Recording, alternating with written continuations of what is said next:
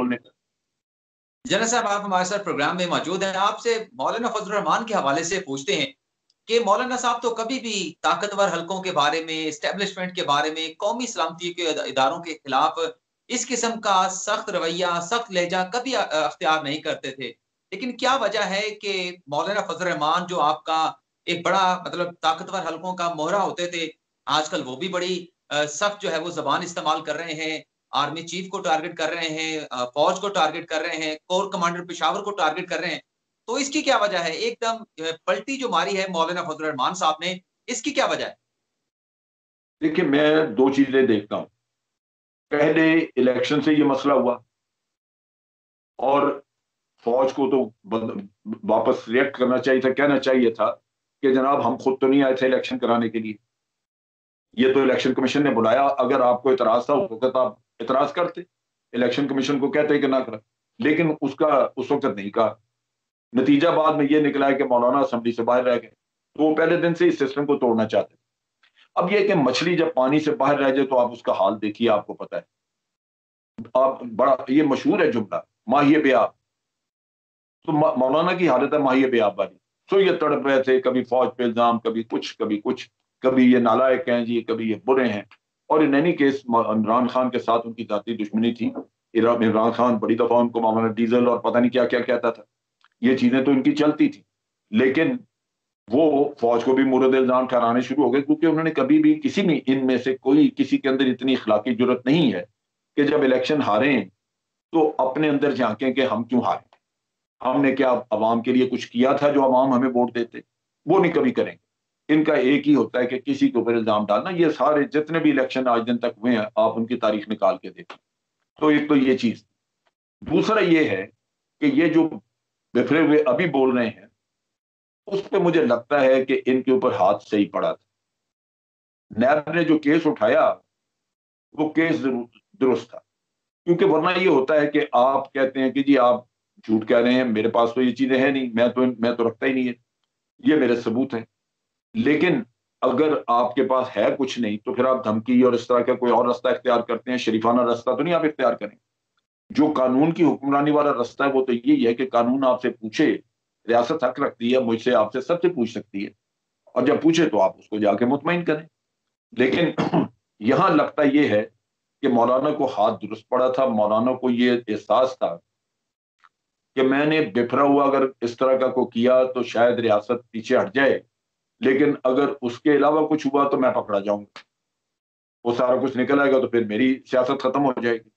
तो ये बड़ी आपने ला के मौलाना को एक ऐसी जगह पे खड़ा कर दिया जहां डू एंड डाई का मसला था कि या मौलाना डूब गए या तर गए।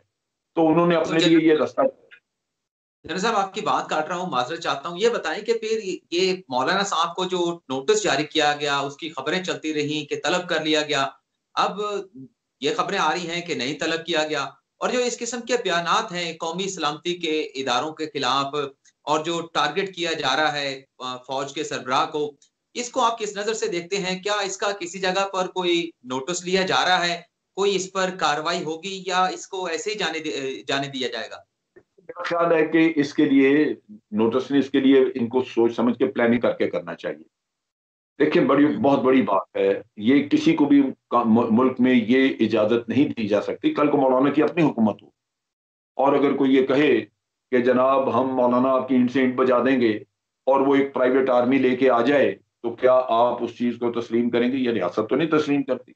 और इन एनी केस रियासत आम आदमी से, प्राइवेट आर्मियों से बहुत ज्यादा मजबूत होती है। लेकिन ये लाजमी बात है कि रियासत को हमेशा ख्याल होता है कि ये प्राइवेट आर्मी में जो लोग हैं वो भी हमारे ही हैं। ये अगर गुमराह कर दिए किसी ने तो ये मारे ना जाए, इनके साथ ज्यादती ना हो। तो वो रियासत हमेशा एक बड़ा सूझबूझ का रास्ता इख्तियार करती है। अब इनकी ताकत क्या है? इनके मदरसे। सबसे पहले तो रियासत को ये मौलवियों से मदरसे वापस लेने चाहिए। किसी भी मोलंटे के पास ये, किसी भी मौलवी के पास ये मदरसे नहीं होने चाहिए, क्योंकि ये सारे उसका नाजायज इस्तेमाल कर, मदरसों के स्टूडेंट इनके पास पढ़ने जाते हैं, ये उनको प्राइवेट आर्मी के तौर पर इस्तेमाल करते हैं, जिसकी वजह से इंतशार है मुल्क में। क्योंकि ये इसी चीज के बलबूते पे मुल्क के मफाद का, अगर आप कहीं देख लें तो एक पैसे का काम नहीं किया होता, लेकिन न्यूसेंस वैल्यू बढ़ी है इस वजह से कि आपके मदरसे تو یہ ضروری ہے کہ حکومت اس کے لیے کہ حکمت عملی بنائے، قانون پاس کرے، مدرسے جو ہے وہ حکومتوں کے ماتحت ہونے چاہیے، اس کے منتظم وغیرہ حکومت پوسٹ کرے، وہاں کے لیے اسی طرح بورڈ بنانے چاہیے جس طرح ہمارے تعلیمی بورڈ ہیں، تو آرگنائزیشنل اسٹرکچر بننا چاہیے، یہ چیزیں دیکھ کے کرنی ہیں۔ آپ سے آخری سوال پوچھ لیتے ہیں جنرل صاحب، ابھی جو مریم نواز نے آخری تقریر کی اس میں انہوں نے ایک غلط بیانی کی، کچھ حقائق تروڑ کے مروڑ کے عوام کے سامنے رکھے، جس میں یہ کہا گیا کہ شہباز شریف کے خلاف تو جرم ثابت نہیں ہوا لیکن انہیں گرفتار کر لیا گیا، جبکہ نیب کی تحقیقاتی رپورٹ بھی سامنے ہے اور اس کے ساتھ ساتھ ریفرنس بھی فائل ہو چکا ہے، لیکن مریم نواز کہتی ہے کہ شہباز شریف تو معصوم ہیں، بے گناہ ہیں، جرم تو کیا ہے تو عاصم سلیم باجوہ نے کیا ہے کیونکہ ان کے خلاف خبر آ چکی ہے، جبکہ حقیقت یہ ہے کہ کوئی تحقیقات نہیں ہوئی باجوہ صاحب کے حوالے سے، لیکن وہ کہتی ہیں ہمارا جو کیس ہے وہ تو بے بنیاد ہے، لیکن باجوہ صاحب کے خلاف کیونکہ خبر چپ چکی ہے لہٰذا ان کا الزام ثابت ہو چکا ہے۔ تو یہ باجوہ صاحب کو کیوں بار بار نون لیگ والے ٹارگٹ کرتے ہیں؟ اے پی سی میں بھی ٹارگٹ کیا گیا، میاں صاحب نے بھی کیا، مریم نواز بھی کر رہی ہے۔ دیکھیے ضرور کریں ٹارگٹ، لیکن چیز یہ ہے کہ اگر مریم نواز اتنی زیادہ اس پہ پر اعتماد ہیں کہ یہ واقعی باجوہ صاحب نے، عاصم سلیم باجوہ نے کوئی کرپشن کی ہے، تو کیوں نہیں ثبوت لے کے عدالت میں کیوں نہیں جاتے؟ میاں نواز شریف کا کیس جو تھا وہ نیب نے تو نہیں چلایا تھا، وہ تو عمران خان عدالت میں گیا تھا نا، جب پاناما کا کیس آیا تو عدالت میں لے کے گئے اور عدالت میں جا کے انہوں نے جھوٹے کاغذات پیش کیے، تو یہ بھی عدالت میں لے جائیں، بڑا آسان طریقہ ہے، کیونکہ ان کے یہ اتنے اعتماد سے بات کر رہے ہیں، اس کا مطلب ان کے پاس بڑا مستند ثبوت موجود ہیں کہ واقعی یہ کام ہوا ہے۔ تو اگر عمران خان میاں صاحب کو لے جا سکتا تھا تو یہ کیوں نہیں لے جا سکتے؟ باجوہ صاحب کو لے جائیں۔ سو یہ تو پروپیگنڈا کرنا، جھوٹ کیا بولنے، سمجھتے ان کی مرچ کسی بات سے یقین کرنا بالکل اسی طرح ہے جیسے آپ گرم توے پہ کسی کو بٹھا۔ مطلب مرچ لگنگ کی جا رہی ہے، پولیٹیسائز کیا جا رہا ہے چیزوں کو، گمراہ کیا جا رہا ہے عوام کو۔ لیکن یہ گمراہی والی بات ہے نا، اگر آپ کے پاس ثبوت ہوتے یا آپ کے پاس آپ کو پورا اعتماد ہوتا کہ واقعی یہ کام ایسے ہوا ہے تو آپ ان کو عدالت میں لے جاتے، کیونکہ آپ کے پاس سب کچھ دکھانے کو ہوتا ہے، تو بڑی جلدی 1 مہینے میں کیس فارغ ہو جاتا۔ لیکن اگر آپ یہ کہتے ہیں منہ سے روز رٹ لگاتے رہیں اور پھر اس کا کوئی ثبوت نہ ہو، دیکھیں نا بڑی سیدھی سی بات ہے، میاں صاحب کے تو ثبوت موجود تھے جائیدادوں کے، لندن میں جو کچھ ہے وہاں پہ ڈیلی میل نے ان کو ایک خطاب دیا جو بڑا شرمناک ہے، انہوں نے ان کو پینٹ ہاؤس پائریٹ کا خطاب دیا، اور ساتھ اس خطاب کے ساتھ انہوں نے پوری خبر دی، ایک پورے پیج کی، اور اس پہ تمام جائیدادوں کی تصویریں بھی دی۔ اب اگر یہ غلط ہے وہاں پہ، کیونکہ وہاں تو یہ نہیں کہہ سکتے کہ جناب ہماری پولیٹیکل وکٹمائزیشن ہے، وہاں کیوں نہیں گیا عدالت میں اس کے خلاف؟ ڈیلی میل لندن میں ہی ہے نا، یہ خود لندن میں رہتے ہیں، عدالت میں چلے جاتے، اس کو جھوٹا ثابت کرتے تو یہاں بھی ختم ہو جاتی بات۔ لیکن وہاں نہیں، یہاں ڈرامہ رچے گا کہ جناب یہ ہماری تو پولیٹیکل وکٹمائزیشن ہو رہی ہے۔ اسی طرح اگر میں باجوہ صاحب سے پوچھوں تو وہ بھی یہ کہیں گے کہ جی چونکہ یہ زیر اعتاب ہیں، انہوں نے خود کرپشن کی ہوئی ہے تو مجھ پہ الزام ڈال رہے ہیں۔ اگر ہے ایسا تو جس طرح عمران خان گیا عدالت میں، یہ بھی چلے جائیں۔ بالکل، یہ تو اب خان صاحب یہ نے بھی کہا چلے جائیں آپ، حکومت بھی کہہ رہی ہے چلے جائیں، باجوہ صاحب بھی کہتے ہیں چلے جائیں، اگر مجھے بلایا جائے گا کسی فورم پر میں جواب دوں گا۔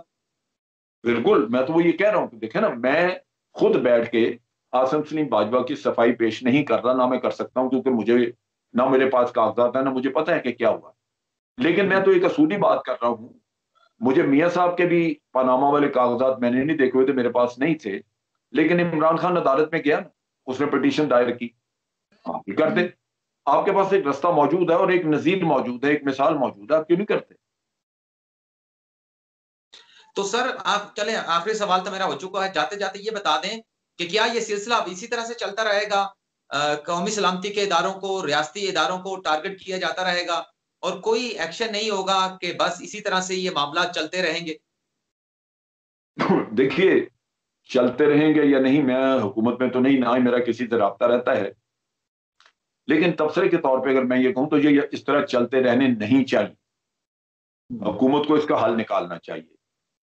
بہتر یہ ہوتا کہ حکومت پہلے ہی یہ سچویشن نہ بننے دیتی، کیونکہ اس میں 2 چیزیں ہیں جو حکومت نے بڑی غلط کی ہیں۔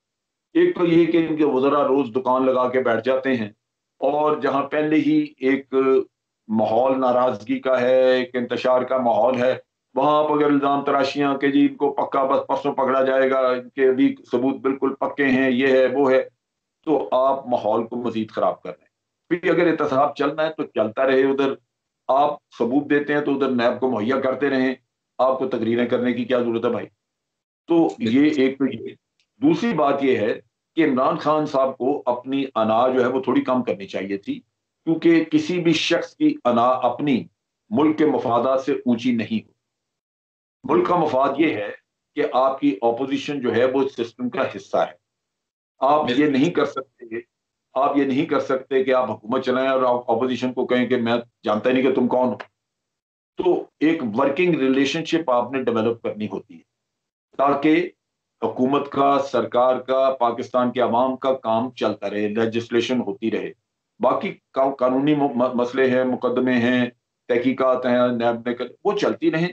उसको आपको बताना चाहिए कौम को कि देखें, मेरा उससे वास्ता नहीं, वो चल रहा है। हमें जो नैब मांगेगा, सहूलत मांगेगा, कोई कागजात मांगेगा, हम देंगे, क्योंकि हम चाहते हैं कि ये काम हो। लेकिन हमारी प्रायोरिटी ये है कि पार्लियामेंट चले, पार्लियामेंट के अंदर कवानीन बने, मुल्क के मसाइल डिस्कस हों। लिहाजा मैं वेलकम करता हूं ऑपोजिशन को। वो करप्ट होंगे जो भी है, लोगों ने इलेक्ट करके आज भेज दिया, वो वहां मौजूद है, आपको उनसे काम लेना है। लिहाजा आपको चाहिए था कि शबाज शरीफ से भी हाथ मिलाते, जरदारी से भी मिलाते। वो आपको बुरा भला कहते हैं, कहते रहे, लोग उनको बुरा कहते हैं। आज आप रूठ के एक तरफ बैठे हुए हैं, अपनी अना को अपने कंधों पे रख के, तो सफर नुकसान